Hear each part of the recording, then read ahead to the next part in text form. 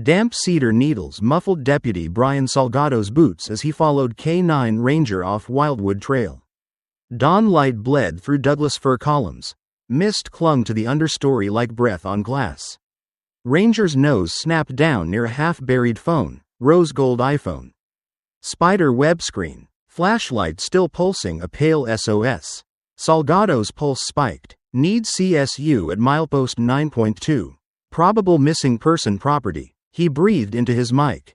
Less than 20 feet away. A plastic driver's license sleeve lay in the duff and alder leaves. Melissa Hartman, 28. Vancouver, Washington. Beneath her DMV smile a coffee stain bloomed like a bruise. 24 hours earlier, Melissa jogged the concrete riverwalk.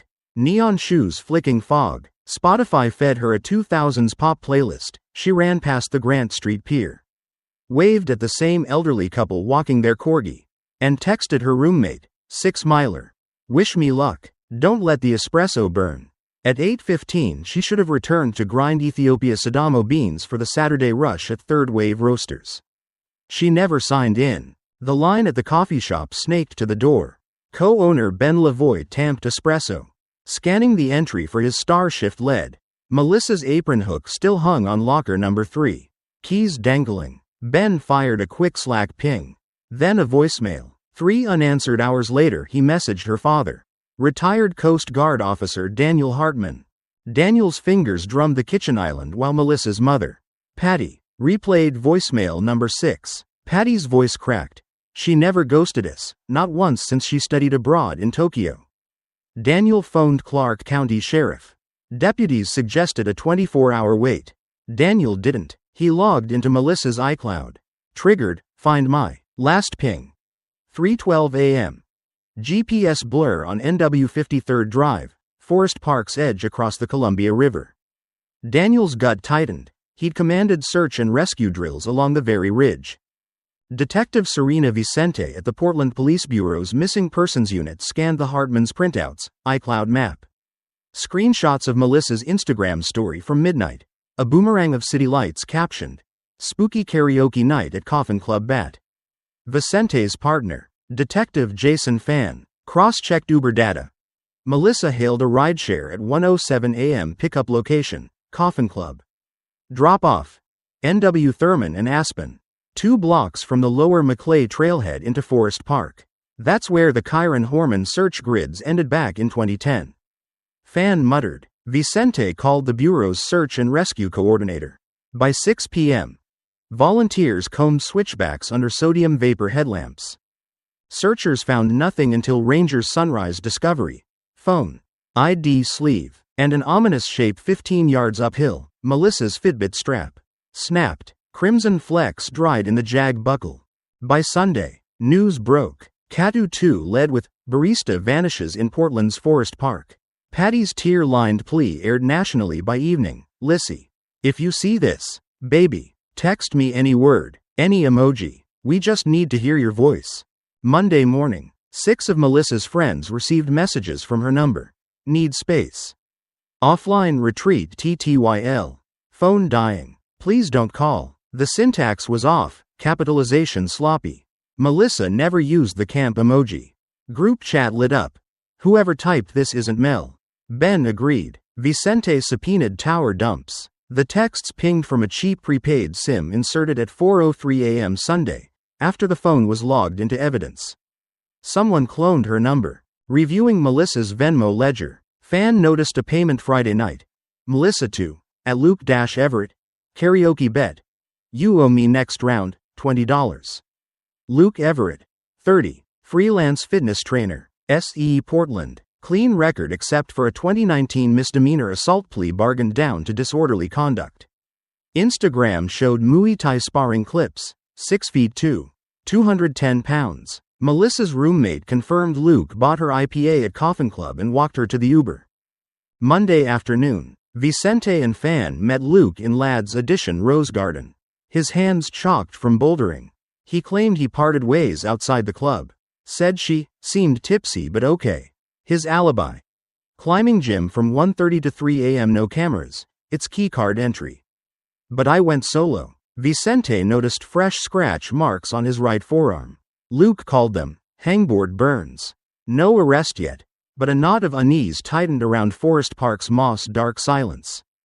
Crime scene techs vacuum-filtered soil where Ranger found the phone. Beneath 4 inches of duff, a single car key, Subaru fob. Pink key chain flamingo, Melissa's. Vehicle registration flagged a 2014 Subaru Outback. Plate wave 9357.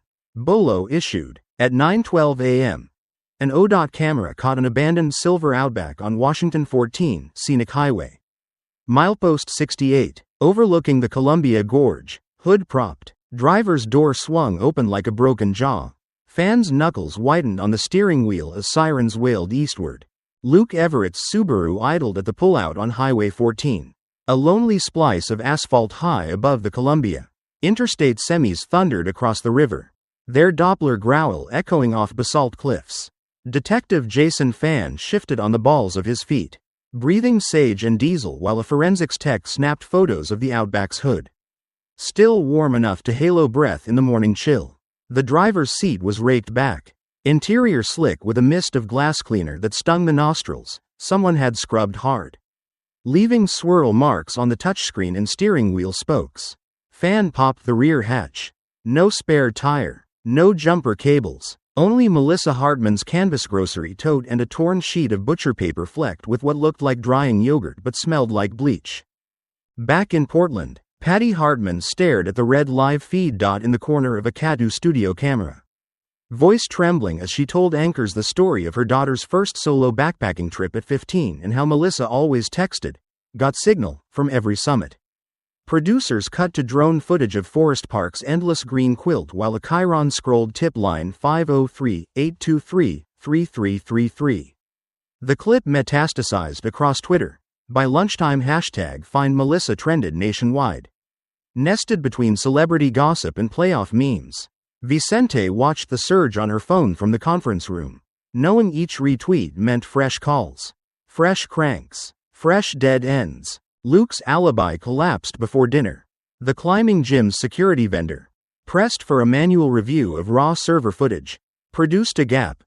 Luke's fob pinged the front door at 1:42 a.m., but the interior camera never captured him entering. 16 seconds later the lock cycled again, door pulled shut from outside. A different lens above the parking lot caught the Outback's headlamps backing out, taillights disappearing south onto SE Division. Vicente drafted the probable cause affidavit while Fan drove north, radio squawking a Bolo status update. Everett not at his apartment. Phone dumping pings every few minutes, triangulating along I-5 like breadcrumbs heading toward Longview. Luke wasn't alone. Traffic cameras stitched together a ghost convoy, his Outback, followed at 3 car lengths by a black Chevy Cruze registered to his roommate, Devin Myers. State troopers forced the Cruze onto the shoulder near Kelso. Devin's eyes flicked rabbit quick behind wire rim glasses as he admitted Luke borrowed the car after sunrise. Promised double gas money for discretion. He handed over a keychain thumb drive Luke had pressed into his hand with a cryptic, "Hold this if I'm not back by Tuesday." Digital forensics imaged the drive, a single folder labeled Scenic Routes. Inside, GPX tracks snaking through rural Skamania County, logging roads, cutbanks, dead-end spurs seldom visited except by hunters and mushroom pickers. Search teams redeployed east of Stevenson. Washington rain drummed the tree canopy, and diesel rigs spun mud as they winched open service gates the timber companies left chained but never locked. Dogs caught intermittent scent bursts, tangy with adrenaline, only to lose them in sheets of rhododendron. Near dusk a rookie deputy slipped on wet duff and landed beside a credit card slip half buried in moss. Chevron. 2:57 a.m. $1 prepay. Pump 4. Same minimalist fuel purchase captured days earlier on Portland CCTV. Beside the receipt lay a crimped length of paracord and a single latex glove turned finger out like a wilted white flower. Word that police had evidence linking Luke to Melissa's abandoned vehicle leaked to the press overnight. By sunrise Tuesday, satellite trucks ringed Multnomah County Justice Center, dishes angled skyward like metallic sunflowers. Daniel Hartman, bleary-eyed yet composed, faced microphones and pleaded for privacy, his Coast Guard cadence cracking only when he said the word, grandchildren, in reference to futures now clouded. Behind the scrum, Vicente briefed a deputy DA on charging strategy: kidnap in the first degree, assault, unauthorized use of a vehicle, with murder enhancement ready the moment a body or confession surfaced. Luke surfaced first, a Clark County deputy, monitoring rural traffic north of Battleground, recognized him trudging roadside in a rain-dark hoodie, thumb half-heartedly lifted. When the cruiser braked, Luke bolted into Scotch broom, sprinting downslope toward a drainage culvert. 2 minutes later a taser ticked the night, electrodes lodged in his shoulder blades. And Luke crumpled into gravel, wrists zip-tied before his pulse settled. Interrogation began at 3:12 a.m. in an interview box painted government gray. Vicente led, fan observing. Luke's jaw twitched, left cheek feathered with stubble and road grit. He invoked counsel, words slurred from exhaustion, yet 10 minutes after the public defender exited to draft intake paperwork. Luke whispered, "She needed peace." Vicente, recorder still running, leaned in but made no promises. Luke stared at his own cuffed hands, tracing dried mud fissures, and said, "River took her pain away. You'll never find the spot. Water keeps its secrets." A sonar-equipped sheriff's patrol boat swept eddies below Beacon Rock at dawn. Divers braved 46-degree water, visibility 3 feet, current churning like liquid muscle. They surfaced empty-handed, but upstream, wedged against a snag, they found Melissa's trail runners. Laces knotted together as if someone planned to sling them over a power line. Inside one shoe tongue, crime lab later discovered gelatinous traces of window cleaner, the same ammonia profile that fogged the Outback dashboard. Fan poured over Luke's GPX tracks again, overlaying them onto USGS topo. One spur trail ended at a decommissioned fire lookout above Dog Mountain. Elevation 2,948. Dense timber, sheer east face dropping 700 feet to Talus. Perfect vantage to watch a river swallow evidence. Teams hiked in heavy rain, radios crackling through thermal blanket static. Near the overlook railing, they discovered an artfully arranged circle of river stones. At its center, the flamingo keychain. Wire rings spread like a broken halo. Back in holding, Luke oscillated between catatonia and manic exposition, reciting half-remembered quotes from Thoreau about wilderness-purifying sorrow.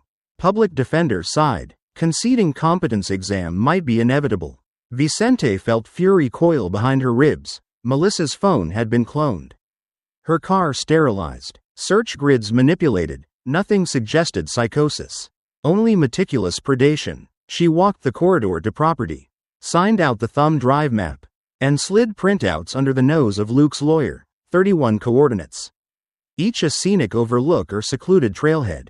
He picked them weeks ago. She said, "This wasn't mercy, it was a plan." Prosecutors filed formal charges before midnight: aggravated murder while committing kidnapping and theft. No body yet, but circumstantial latticework tight as fishnet. Judge granted no bail. Cameras flashed as deputies marched Luke to a transport van, rain turning his orange jumpsuit the color of dried blood.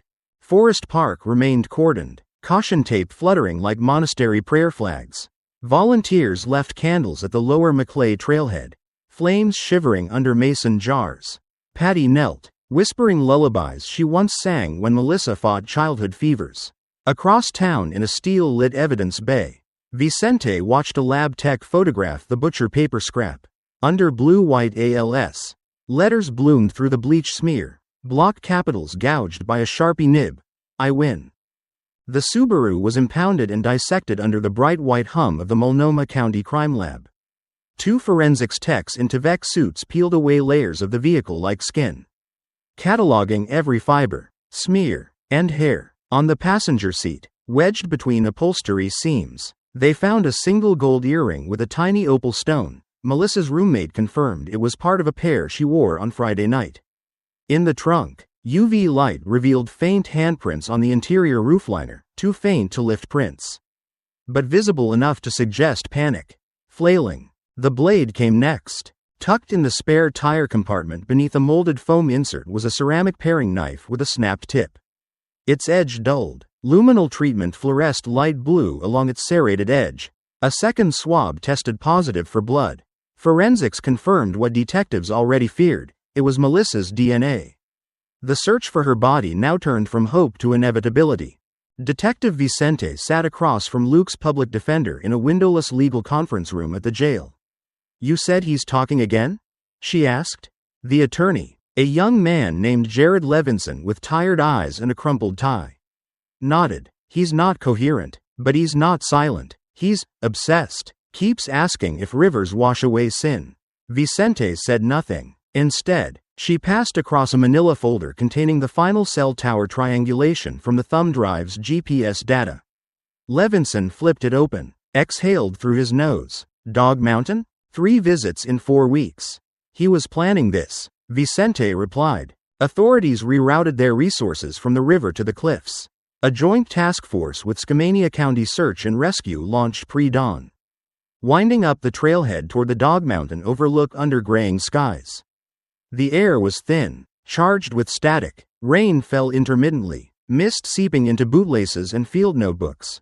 Near the summit, bloodhounds picked up trace scent molecules embedded in windward moss.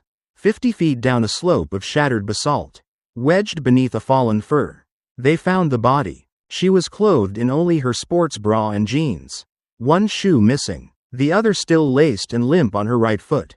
Her skin had paled into waxen shades of gray-blue. Fingers curled like she'd died reaching for something. Scavengers hadn't touched her. The cold had preserved her form but not her expression. Vicente, called in by helicopter, arrived as the rain turned to sleet. A photographer snapped every angle. Crime scene techs measured the slope. Wind exposure, even nearby insect activity for time of death estimates. Melissa's wrists were bruised, ligature marks clear, but the wounds to her face and neck were the most telling. 32 separate lacerations. At least half of them deep enough to reach muscle. The pathologist later called it overkill. Rage, not necessity. She had not died quickly. The news broke within hours. Portland went quiet in its own way. Lattes ordered in hushed tones. Trains running late without announcement. A candlelight vigil formed at Forest Park's lower entrance. Someone taped her smiling photo to a cedar trunk. She ran here. Beside it, a hand-lettered sign. Running should not be a risk. Luke was formally charged with aggravated murder. His new court-appointed counsel entered a plea of not guilty by reason of mental disease or defect. In county lockup, Luke refused to eat anything not prepackaged. He covered his window with toilet paper and told guards he feared demons, hiding in the plumbing. Jail psychologists noted odd behaviors but couldn't agree on a clear diagnosis. Vicente suspected it was theater. Autopsy results delivered final confirmation. Time of death was likely between 2:45 and 3:15 a.m. on the night Melissa vanished. Cause. Exsanguination due to multiple stab wounds. Toxicology clean, no drugs. No alcohol. She'd been alert. A fighter. The prosecution built its timeline. Luke lured Melissa into the woods after offering to extend their date. Parked off NW 53rd Drive, and attacked her just beyond the first switchback. They theorized he loaded her into the back of her own car, drove the gorge in a manic haze, and eventually carried her body to the edge of Dog Mountain. The Subaru's tire treads matched soil imprints at the overlook. The blade matched wounds. The paring knife was from Melissa's own kitchen, confirmed by matching set and serial number. Still present in her apartment. Then came the letter. A month after the arrest, while awaiting his mental evaluation at the state hospital in Salem, Luke mailed a 3-page handwritten letter to the Oregonian newspaper. Inside were chilling musings on pain, death, and what he called sacred silence. He wrote, "She didn't beg. She asked." That made it harder. The editorial board debated printing it. They ultimately published excerpts in a Sunday edition titled Confessions from the Gorge. Melissa's parents never read it. Their statement to the media was brief. "There is no sentence that brings our daughter back. But we ask the community to remember her not for how she died, but for how fiercely she lived." Behind closed doors, Vicente examined the letter line by line. What stood out was not the remorse. There was none, but the planning. Luke described the trail system like an architect. He mentioned a perfect triangle of escape routes through the gorge. How sound disappeared after 50 yards. How he chose that time of night, because even birds don't scream then. Trial preparation began in earnest. The DA's office assembled digital maps, Uber records, Luke's search history, which included how deep does blood sink, and knife wounds that kill fastest, and surveillance footage tracking the outback through Portland. Everything was lining up, except one piece. Melissa's second phone, the work phone, had never been found. On a hunch, Vicente returned to Forest Park. With cadaver dogs now repurposed for electronic search, they began scanning side trails, this time focusing on areas where GPS showed the outback had paused for more than 2 minutes. Near a ravine known as Witch's Hollow, beneath an overgrown footbridge, they found it. Inside the case, dirt, one spider, and a final unsent message, drafted at 2:51 a.m., never delivered. I think he's taking me to the woods. I'm scared. Send someone, please. It never sent. No signal in the canyon. But the timestamp aligned with the Chevron gas receipt. It completed the clock. The last thread nodded. Back in the evidence room, Vicente leaned over the phone. Rereading those final words, she whispered, "We got him, Melissa," and let herself cry, for the first time since this began. It had been 19 days since Melissa Hartman's murder became national news. The city of Portland had quieted into mourning. But in Seattle, 173 miles north, a different kind of silence hung heavy over a fourth-floor apartment off Belmont Avenue in Capitol Hill. This was where Luke Everett had spent the last free hours of his life, laughing, drinking, and dancing. The party, later dubbed the Night of Masks by the media, took place just hours after Melissa had already vanished and possibly died. Inside that modern, dimly lit apartment, strung with LED tape and reverberating with synthpop, Luke had mingled freely, made TikToks with strangers, and even offered to DJ for half an hour using his phone. He smiled in every clip. Detective Jason Fan reviewed the video footage seized from attendees' social media accounts. One TikTok in particular, taken at exactly 2:17 a.m., froze his spine. Luke, in a black hoodie, danced in the background holding a red Solo cup. The timestamp placed him 45 minutes after Melissa's GPS location went dark near Dog Mountain. It didn't make sense. Melissa's body had been left in a ravine only accessible by foot, no evidence of a second driver. No sightings on the trail cameras. Yet here he was, back in Seattle, partying. How? Vicente posed that exact question in the task force briefing. He either left her there unconscious and assumed death, or someone else helped him clean up. The room went still. They had all assumed Luke acted alone. But the timeline, if that video timestamp was accurate, was impossibly tight. The Outback's GPS log showed the vehicle traveling north up I-5 at 3:31 a.m. It crossed into Washington near Ridgefield and hit downtown Seattle by 5:03 a.m. Police initially believed Luke made that entire trip. But another discovery unraveled that assumption. A fingerprint found on the steering wheel did not belong to Luke, nor Melissa. It belonged to Devin Myers, Luke's roommate. Devin had claimed Luke borrowed the cruise and wasn't around. Now they knew he'd driven Melissa's car. Why? Detectives picked Devin up again, this time without warning. At first, he played dumb, but when confronted with GPS logs, gas station surveillance, and the Solo Cup video showing both him and Luke in the same frame, his composure cracked. He told me he needed help, Devin muttered, said she was ODing, said she needed to disappear.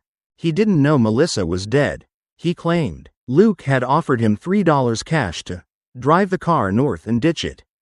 When pressed why he didn't ask more questions, Devin grew defensive. He's my roommate, my best friend. I didn't kill anybody. Devin was arrested on charges of evidence tampering and hindering prosecution. Prosecutors debated upgrading to accessory after the fact. He cried in the back of the cruiser, face buried in his hoodie, repeating, "I thought she was alive. I thought she was just high." Luke's defense team immediately filed a motion to suppress Devin's testimony, citing Miranda violations, but it was too late. The story was out. The public reaction was volcanic. Talk radio hosts screamed about accomplices. True crime podcasts devoured every new detail. TikTok exploded with a side-by-side timeline of Devin and Luke's movements. Stitched over ominous beats, the court of public opinion had already ruled. This was a premeditated team effort, not a crime of passion.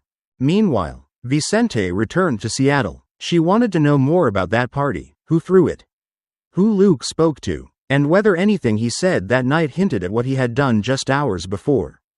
The host, a grad student named Eli Cantu, agreed to cooperate. He showed Vicente text invites, Snapchats, and group DMs. One detail stood out. Luke had RSVP'd 5 days prior. In the invite reply, he wrote, "Need to let loose. Things might get messy." Vicente noted the date, 3 days before Melissa disappeared. There it was again. Intent. This was no accident. Inside Eli's apartment, Vicente examined the space. Posters of Warhol and Basquiat. Records. A faint trace of clove cigarettes and whiskey. She walked to the living room window. From here, you could see the Puget Sound in the distance, wide, endless, cold, just like the gorge. I think he needed to celebrate. She whispered. Not mourn, not escape, celebrate. Later that night, back at the precinct, Fan dug deeper into Luke's online behavior. His Google history had been largely wiped, but one synced account, overlooked on a backup tablet, yielded chilling results. 3 weeks before Melissa's death, Luke had searched how to go off-grid after crime. Best place to hide a body, Oregon. Nature preserves without cameras. Killer who gets away with it. And the most haunting query. Time stamped 10:03 p.m. the night Melissa disappeared. If someone dies accidentally, how long before it's not a crime? The DA moved quickly to strengthen the murder charge with aggravating factors, premeditation, sexual motivation, and calculated evasion. A plea deal was quietly offered to avoid trial. Life without parole. Luke's lawyers declined. He wanted the stage, as pretrial motions stacked like bricks. The prosecution requested a psychological evaluation. Luke, suddenly cooperative, insisted he was competent. There's nothing wrong with me, he told the doctor. You're all just scared of someone who doesn't lie. When asked about Melissa, he smirked. She was sweet. She said she loved the stars. Back in Portland, the Hartmans prepared for trial. Patty refused to watch the jailhouse videos. Daniel attended every hearing. He told Vicente, if he's going to speak, I want to hear him lie with my own ears. The court date was set, February 9, 2024, Multnomah County Courthouse. The judge would be Allison Greer, known for her severity in homicide cases. Jury selection took 6 days, every candidate carefully screened for bias after the media circus. Luke entered the courtroom each morning in a navy blazer, hair combed, expression blank. He refused to look at Melissa's family. Opening arguments began with a phrase that silenced the room. This is a case of a predator, not a partner, of planning, not passion. The trial had begun, and the most horrifying truths were still to come. February 9, 2024, 8:42 a.m. Multnomah County Courthouse, room 406. The sound of heels on marble echoed like gunshots in the courthouse halls. Jurors filed in with guarded eyes, avoiding Luke Everett's gaze as he sat between his defense team, hands folded neatly on the defense table. A navy tie, one shade too dark, hung around his neck. From the gallery, Patty Hartman clutched a blue scarf, Melissa's. She hadn't spoken since 6 a.m. Judge Allison Greer, stern and composed in her black robes, looked over her reading glasses. State versus Everett. Let us proceed. Assistant District Attorney Natalie Brenner stood. Her voice, steady and resonant, sliced the courtroom into silence. Ladies and gentlemen of the jury, she began. This case is about cruelty disguised as charm. About a man who planned, not snapped. About a woman who went on a first date and never came home. She motioned to the projection screen. The first image. Melissa Hartman in a red dress, laughing on a rooftop, city lights behind her. That was Melissa, Brenner continued. Alive, vibrant, trusted by everyone who knew her. That was before she met the man sitting at that table. She paused, then changed the slide. A map of Melissa's final known GPS points, marked in red, ending on the cliffs above Dog Mountain. Melissa's voice was silenced, but her digital trail, her wounds, her body, they tell the truth. Luke stared straight ahead, unmoved, not blinking. When Brenner finished, the defense rose. Attorney Gavin Burke straightened his cuffs.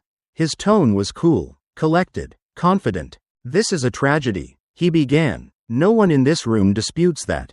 But tragedies, even horrible ones, are not always murder." He gestured toward Luke. "My client is not a monster. He is a man who panicked, who tried to help someone in distress. What happened that night was chaos, not calculation." In the front row, Daniel Hartman's hand curled into a fist.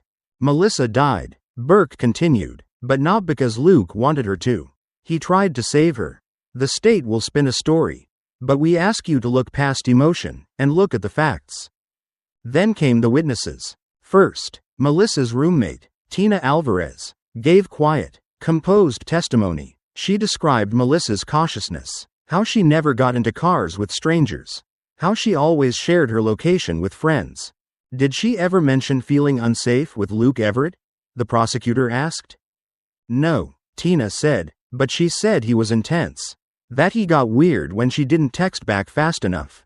Then came the digital evidence. The GPS logs, the phone cloning, the 3 a.m. gas station receipt for a single $1 of fuel. The Uber driver's testimony, stating that Melissa seemed nervous, kept checking her rearview, and clutched her phone like a lifeline. A gasp rippled through the room when the prosecutor introduced the final unsent text from Melissa's second phone. "I think he's taking me to the woods.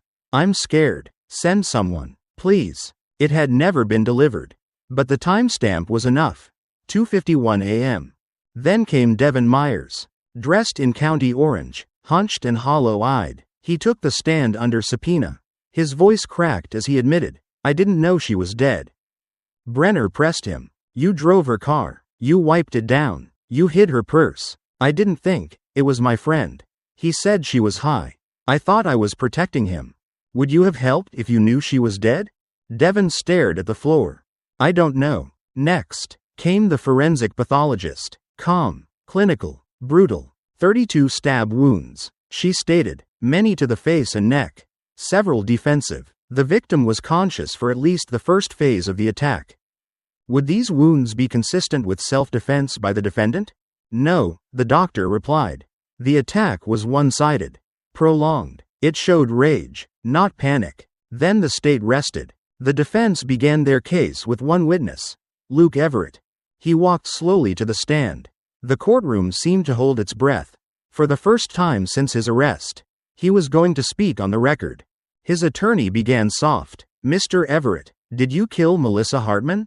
Luke's jaw tightened. Then, "I didn't mean to. You say that night wasn't planned?" "It wasn't. We went for a drive. She was upset, said her life felt fake, that no one really saw her." "What happened next?" "We parked, walked a bit, then she sat down and started crying. Said she wanted to disappear." "You interpreted that how?" Luke's eyes finally flicked toward the jury. "I thought she wanted out of everything. She grabbed my arm. She asked, 'Would you help me disappear?'" Gasps from the gallery. "I panicked." He continued. "I thought, maybe she was serious. Maybe she wanted to go. I didn't stab her, not at first. I held her. Then she changed her mind. Got angry. Tried to run." His voice cracked. "Theatrics or truth?" It was impossible to tell. "So you killed her?" the attorney asked. "I stabbed her, yes, but I didn't plan it. I thought she was gonna scream. I was scared. I didn't know what to do." Brenner rose for cross-examination like a soldier drawing steel. "You say she wanted to disappear. But why were you carrying a ceramic knife from her kitchen? Why did you wipe her car, dump her phone, and then go party hours later?" Luke looked down. "Because I was afraid. You went to a party. You danced. You posted videos. I didn't know what else to do." "Mr. Everett," she said, her voice now cutting. "Melissa didn't just die. She bled out on a rock face. Her throat cut. Her last message unsent. You say you were afraid. What was she?" Silence. "Answer the question." Luke finally met her eyes. "She was hurt." No further questions. The trial rolled into week 2. Public interest spiked with every detail. Online sleuths dissected Luke's words like sacred code. Podcasts released daily trial recaps. On Reddit, Users posted courtroom sketches next to old selfies of Melissa, as if trying to stitch her memory back together from pixels. Closing arguments came swift and severe. Brenner stood before the jury one last time. Melissa trusted him, and he took her into the woods to die. This was not a cry for help. It was a silent scream. One no one heard, until now. Don't let him walk away from that silence.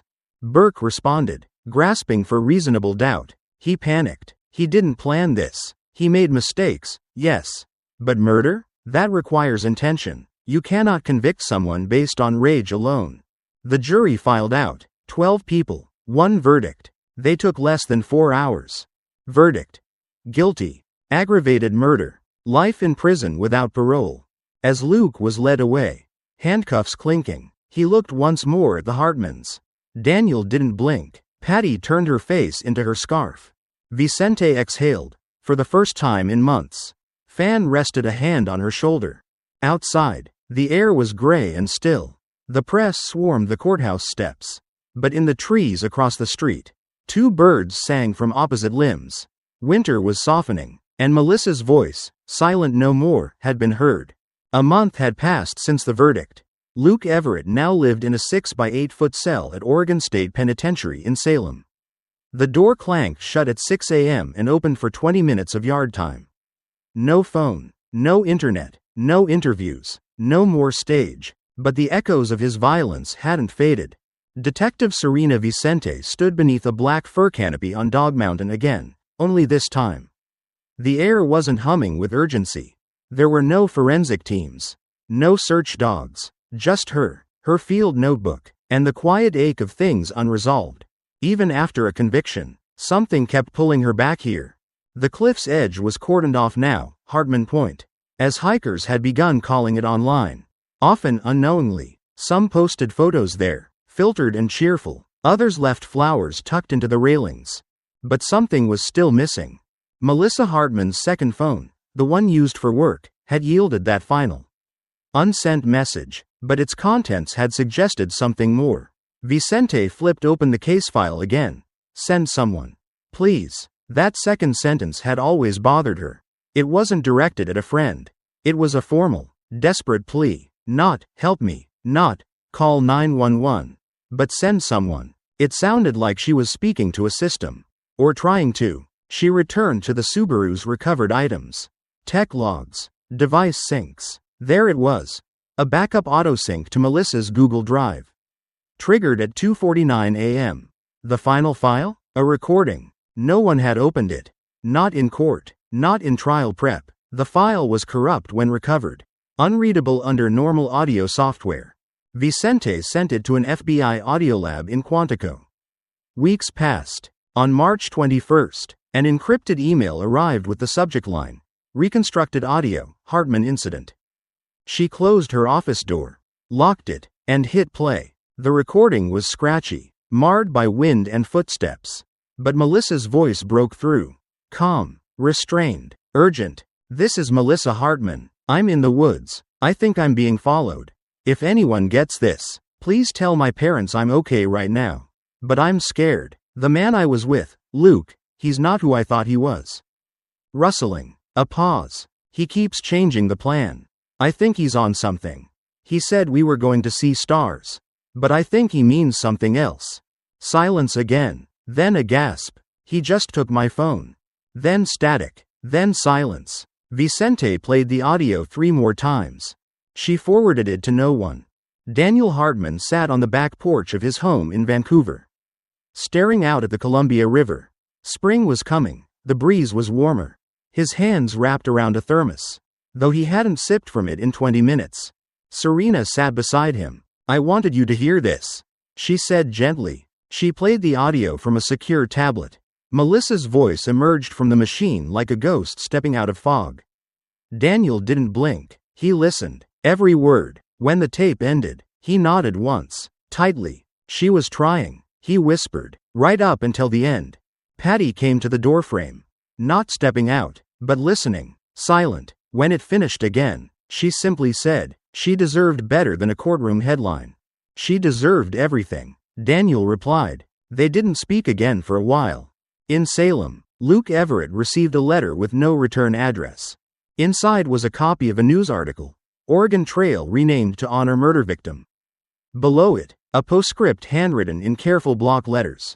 Your silence didn't win. Her voice did. He never replied. Weeks later, Vicente received a tip. A trail maintenance worker in the Columbia Gorge reported strange items stashed in a fire watch station no longer in use: canned food, notebooks, laminated maps, and a box of unmarked cassette tapes.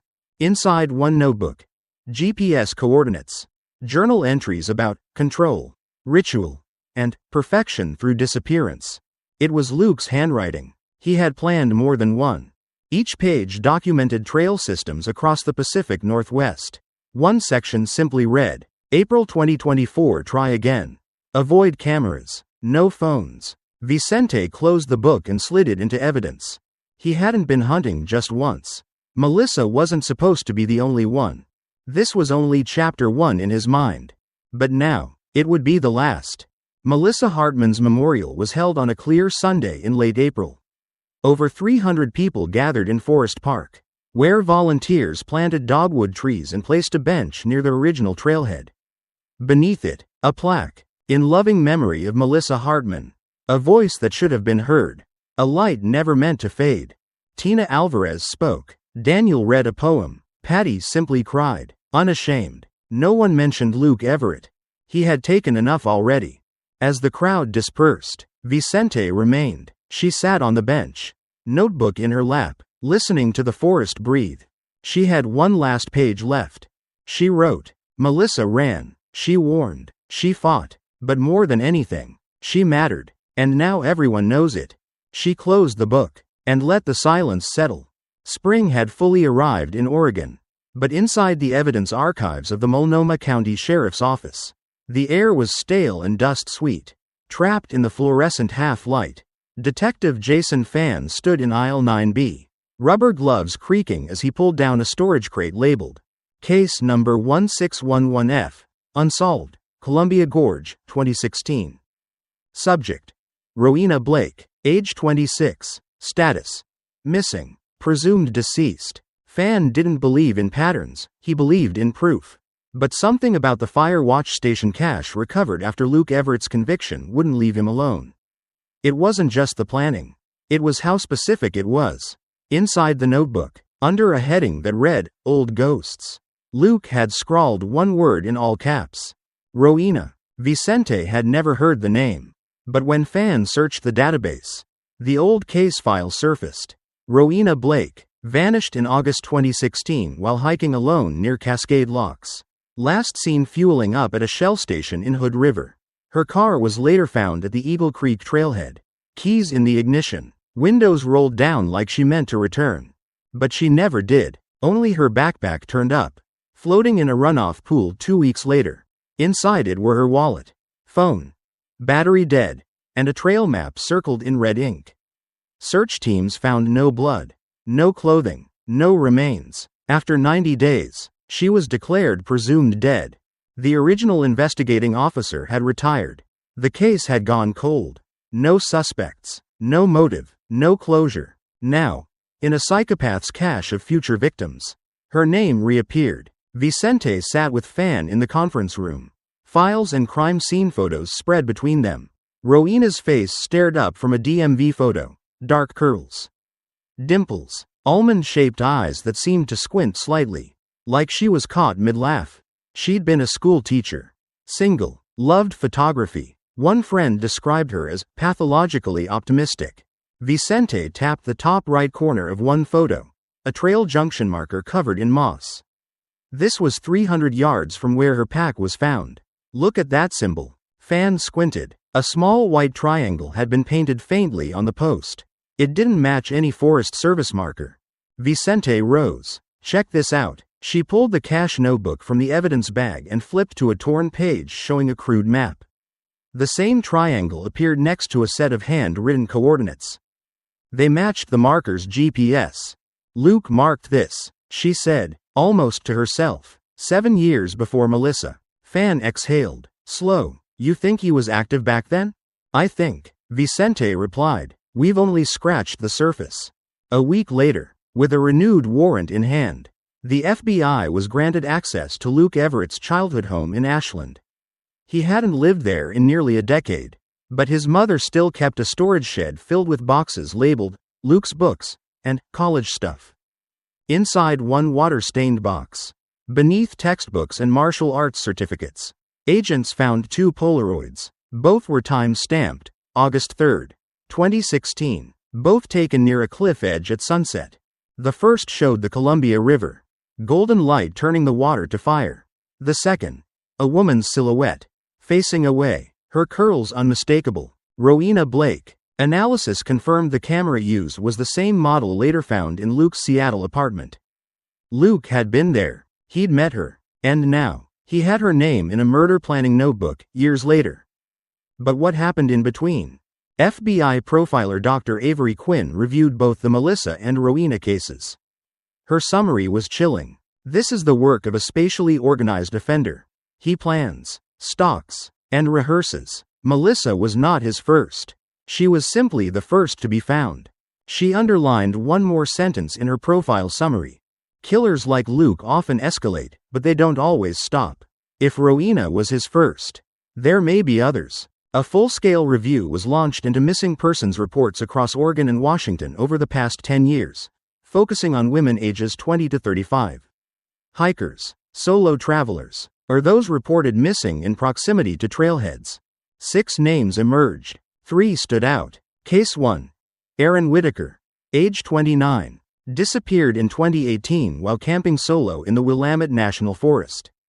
Tent found intact, campfire still warm, phone and keys missing, declared presumed drowned after rainstorm, no evidence of trauma. Case 2. Mayumi Tanaka, age 24, Japanese exchange student, vanished in 2019 after taking a weekend hiking trip near Mount St. Helens. Her last Instagram story, geotagged to Ape Caves, showed a blurry image of someone behind her. Captioned, "Lol who dis?" Her family believed it was a stranger joke. She was never seen again. Case 3. Nicole Brennan, age 25, missed a flight out of Portland in 2021 after road tripping alone through the Columbia River Gorge. Her hotel room was undisturbed. Vehicle found later with gas in the tank. Doors unlocked. Her duffel bag opened. But nothing missing. Each case had been considered low priority due to lack of evidence of foul play. Now they were being reclassified. Back in Salem State Prison, Luke Everett received a copy of the Oregonian, redacted, but still readable. The headline: Investigators reopen cold case after new link to Hartman killer. He circled the word, killer. Then, with the stub of a prison-issued pencil, he scribbled on the page. They always miss something. When guards searched his cell later that week, they found a hidden scrap of paper in a Bible. It listed dates, places, and 2 more names. One was already known, Rowena. The other wasn't in any database. Justine Ray, age, unknown, case, non-existent, no reports, no missing persons file, nothing. But she had been real enough to write down. Vicente stared at the name for 10 minutes. She never made it far enough for anyone to look. She whispered. Her voice echoed in the war room of the task force. And outside, spring leaves trembled on the branches. Melissa had been heard. Now others might be found. Justine Ray. No date of birth, no social security number, no missing persons report, no open case. She didn't exist in any system, not officially. And yet her name was scribbled in Luke Everett's prison Bible, on the same hidden slip of paper where he'd also written, Rowena. Detective Serena Vicente stared at the name for several seconds. Her brow furrowed. There's no file on her, Jason Fan said, flipping through the regional missing persons database. Not in Oregon, not in Washington, not even in federal entries. She's a ghost. Vicente wasn't convinced. Ghosts don't end up in a killer's handwriting. Let's find out why she was never reported missing. They began wide, all state-level records, DMV hits, voter rolls, educational transcripts, nothing. No formal record of anyone named Justine Ray between 1990 and 2000 in the Pacific Northwest.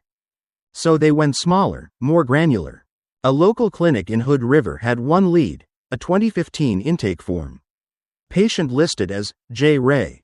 Age 21. No ID. No insurance. Walk-in appointment for a minor infection. Paid cash. A note in the margin read. Soft-spoken. Said she lived in a tent near Cascade Locks. Asked if records could stay private. Fan leaned back in his chair. Transient. Probably off-grid. Vicente nodded. Which means no one would ever report her missing. And that's exactly what Luke wanted. A week passed. They dug into shelters, church-run food banks, hiker forums, and library sign-in logs. Slowly, a silhouette began to take form. Justine Ray had been a seasonal drifter, young, quiet, thoughtful. She camped near the Columbia Gorge in the warmer months. A few volunteers remembered a girl who always kept her distance but was polite and smart. And always had a notebook. No one had seen her since 2016. Then came the breakthrough. Inside an old ranger station just outside Cascade Locks, now used for trail maintenance, a notebook was discovered behind a fuse box. The cover was torn, water damaged, most pages were smeared, but 5 entries were still legible. Rained all night. My tarp didn't hold. A man in a black hoodie watched me near the overlook. He smiled, but it wasn't a smile. Don't go back to that trail. Something's off. If I disappear, maybe no one will care. But I'll still be real. Last page. Dog Mountain. Tomorrow. Dated. September 2nd, 2016. Only 4 weeks after Rowena Blake vanished. Vicente and Fan revisited archived dot cameras. They located an old, grainy traffic feed from Forest Road 1832, the route that leads to the Dog Mountain trailhead. 6:14 a.m. on September 2nd, 2016. A silver Subaru Outback turned onto the trail access road. In the passenger seat, a young woman with dark, curly hair, slouched forward. The image was low-res. Her face wasn't clear, but the car was Luke Everett's. Vicente froze the frame. That's her, she whispered. They took the image to the prison. Luke sat behind the glass. Chained, orange jumpsuit rumpled. She slid the photo forward. I think you know who this is. He stared for a long time. Then smiled. You finally found her. Who was she to you? She was a test. Test for what? He tilted his head. For how long it would take to forget someone who never existed. The audio logs from the trail camera were silent. No screams. No calls. No search teams. Nothing. Back then, no one had looked. She had no family in the system. No cell phone trace. No job ID. No Facebook. She had been invisible. And that made her the perfect victim. But something shifted in the days after the FBI press conference announcing the potential for more victims. A Reddit user, Oregon Nomad 83, posted a blurry photo dated September 2016. Taken at a campground near Bridge of the Gods. In the background, a girl with a flannel shirt, dark hair in a braid. Next to her, sitting on a fallen log, was a man with a black hoodie pulled halfway over his head. The user captioned it, "Stayed next to this weird guy and quiet girl years ago. Gave me chills even then. Now I know why." Fan enhanced the image. The hoodie had a white symbol stitched on the sleeve, same logo as the one found in Luke's Seattle apartment. It was him. The girl's face was partially turned. But the build, hair, posture, identical to the woman from the traffic cam.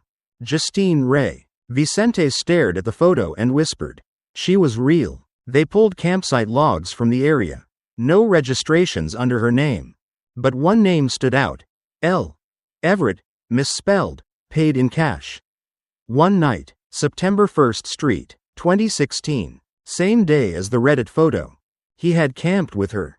The next day, she was gone. The DA's office debated charges. How do you charge someone for a murder that was never reported? For a person with no file?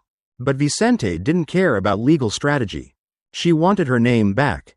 She filed a petition to the Oregon Missing Persons Unit, requesting formal designation of Justine Ray as a recognized missing person and presumed homicide victim linked to the Everett case. It was granted. Her name now existed in a system. Finally, 2 weeks later, a vigil was held at Dog Mountain. Volunteers placed a hand-carved sign near the lookout point.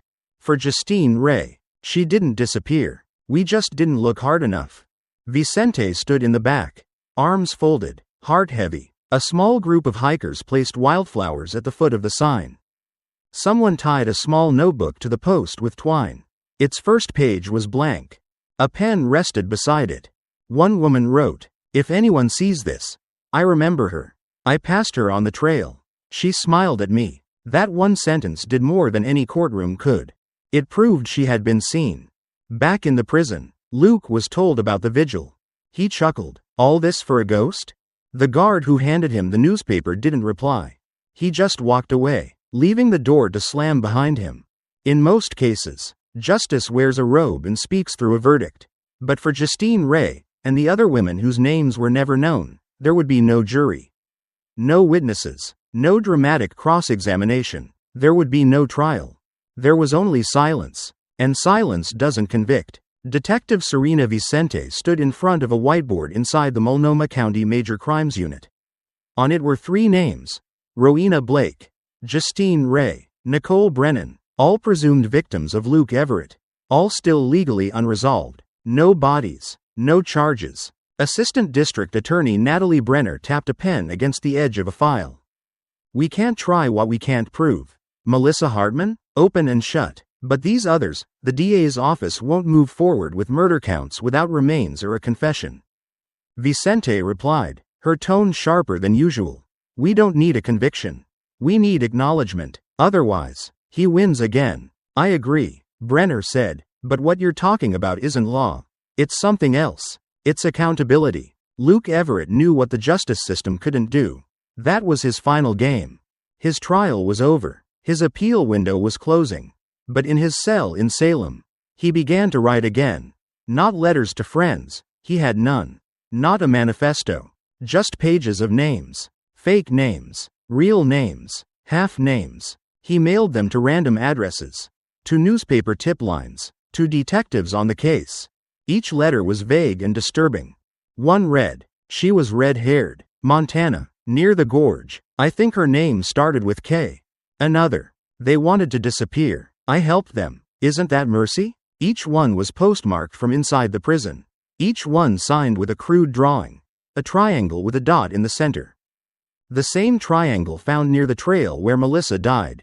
Luke hadn't stopped killing. In his mind, he'd simply changed his weapon. Now he killed truth, with doubt. Vicente pushed for an unusual solution. If prosecutors wouldn't pursue charges, she wanted to pursue something else: a judicial inquest. In Oregon, a judge could convene a public hearing to examine evidence around a suspicious death, even without a criminal trial.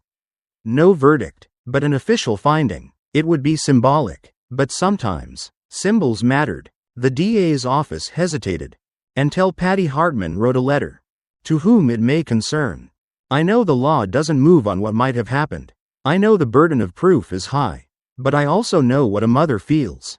When we buried Melissa, we buried part of the truth. That truth includes Justine. It includes Rowena. It includes every girl who didn't get a headline. Don't let him be the only one writing their ending." Patricia Hartman. The inquest was scheduled for June 14, 2024. A small courtroom. No jury. No defendant. Just a judge, a court reporter, and a row of empty seats behind Vicente, Fan, and the families of the presumed victims. Luke Everett declined to participate. The judge allowed Vicente to present digital evidence, trail cam footage, GPS coordinates, and expert testimony from the FBI profiler. Forensic linguist Dr. Irene Voss analyzed Luke's prison writings. Each letter contains linguistic fingerprints, sentence rhythm, word choices, tense shifts that mirror the language used in his confession about Melissa Hartman. She paused. They are taunts, but they're also signposts. He's marking what he considers his territory. Search and rescue specialist Calvin Moore testified about the terrain around Dog Mountain and Rowena's presumed disappearance. No way she wandered off and fell. The area was too well trafficked that day. No one saw anything because she was taken. Vicente herself took the stand last. Her voice was calm, unwavering. "We found traces. We found timelines. And we found his signature. No one else." Luke Everett was there, with all of them. That's not coincidence. That's predation. After 3 hours of testimony, Judge Marianne Albright returned her conclusion. This court finds reasonable grounds to conclude that Justine Ray and Rowena Blake died by homicidal means, and that Luke Everett was responsible for their deaths. Though we cannot bring formal justice, we can restore identity. These women existed, and now, they are no longer invisible. The media didn't cover it. No camera crews, no podcasts. But for the families in the courtroom, it mattered. Rowena's mother, Ellen, stood outside afterward holding her daughter's scarf. She used to write her name in the sand at the beach, just to prove she was here. She smiled through tears. She'd be glad someone wrote it down again. Later that night, Vicente walked through Forest Park. The bench beneath Melissa's memorial was damp with mist, but she sat anyway. She pulled out a pen and wrote 3 names in her notebook. Below them, she wrote a 4th, unknown. She left the page blank underneath, because somewhere out there, maybe buried, maybe just forgotten, was one more girl. And Luke knew her name. In Salem, guards entered Luke Everett's cell for evening count. He was staring at the wall, unmoving. He had written one sentence over and over again on a sheet of toilet paper, then folded it neatly beneath his pillow. It read, "The ones no one misses are the easiest to take." Detective Serena Vicente had learned to live with silence. After the inquest, life in the department moved on. Other cases, other victims, but a single page stayed pinned to the bulletin board above her desk, 4 names. The last one still blank. Melissa Hartman, Rowena Blake, Justine Ray, unknown, a space that refused to be filled. Every week, she came back to it, searched the archives, reread Luke Everett's letters, and every week, it resisted her, until the envelope arrived. It was mailed from a private P.O. box in Spokane, Washington. No return address, postmarked 2 weeks prior. Inside was a single photograph. A girl, mid-20s, light brown hair in a messy braid, gray hoodie. She was standing on a boulder near the base of Panther Creek Falls, smiling awkwardly at the camera. At her feet, a hiking backpack, bright orange, with a triangle and dot patch stitched on the front. Vicente felt her chest tighten. She turned the photo over. A date written in faded blue ink, the 12th of September 2015.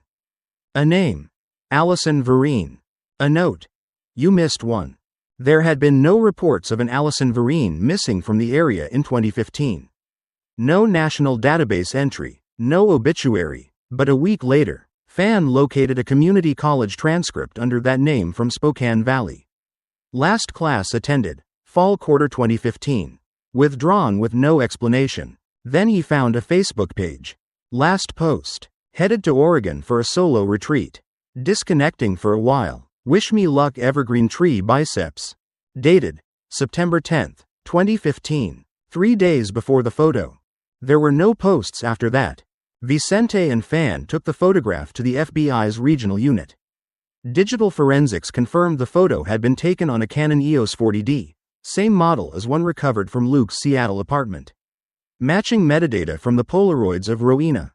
This picture had never been shared, never posted. Luke had taken it. Allison Vereen had been with him, and she had vanished a full year before Rowena. The triangle patch on her bag matched one found in Luke's cache, the same symbol he had drawn on every letter. Every confession, every twisted message, a stylized version of the trail marker system, but inverted. To Luke, it wasn't navigation, it was branding. His victims, marked. Authorities returned to Panther Creek Falls. It was remote, rocky, heavily wooded. Water surged down basalt cliffs with a thunderous roar. Search teams rappelled into the lower basin, careful not to disturb moss or loose debris. On the 3rd day, they found it, half buried beneath shale and pine needles. The top frame of an orange hiking pack, faded, torn. Inside, a metal water bottle, one hiking sock, a receipt for a bagel in white salmon, and, at the very bottom, a waterproof notebook. Most pages were ruined by time. Except one. Met someone today. His name's Luke. He doesn't talk much, but he helped fix my pack strap. He says he camps off-grid a lot. Knows all the secret trails. Might hike with him tomorrow. Hoping he's not creepy lol. Allison Vereen, age 25, last seen alive September 13th. 2015. They took the evidence to the prison. Luke Everett declined visitation, so Vicente mailed the photo instead. No note, just the image of Allison, smiling in front of the waterfall. A week later, a letter arrived. The handwriting was unmistakable. You weren't supposed to find her. She was the beginning. That smile? It was the last one that wasn't fake. You should stop. There's nothing else. Let the rest stay where they are. No signature. But beneath the last line, the symbol again. Hollow up pointing triangle. On June 30th, 2024, a press release went out jointly from the FBI and Multnomah County Sheriff's Office. Authorities confirm a fourth victim has been identified in the ongoing investigation into convicted murderer Luke Everett. Allison Vereen, a Spokane College student, disappeared in 2015 while traveling through the Columbia Gorge region. Based on photographic, forensic, and behavioral evidence, she is now presumed dead.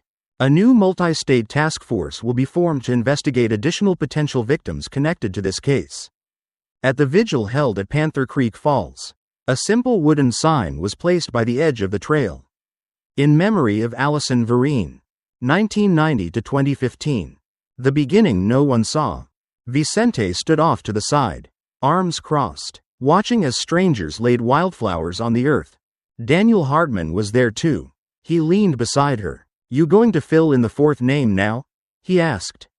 She nodded, then opened her notebook. Melissa Hartman, Rowena Blake, Justine Ray, Allison Vereen. 4 names. No more blanks. That night, Vicente returned to her apartment, poured a glass of whiskey, and opened a new page in her notebook. She wrote one sentence. He marked them. Now we've marked him. She turned off the light. Outside, the Columbia River moved quietly beneath the stars, no longer hiding anything.